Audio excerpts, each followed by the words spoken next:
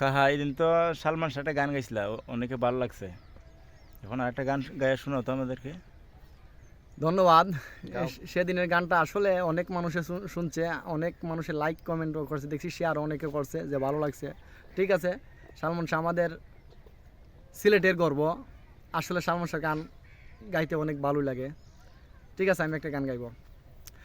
ও সাথী রে, তুমি ছাড়া ভালো লাগে না। ও সাথী রে, তুমি ছাড়া ভালো লাগে না।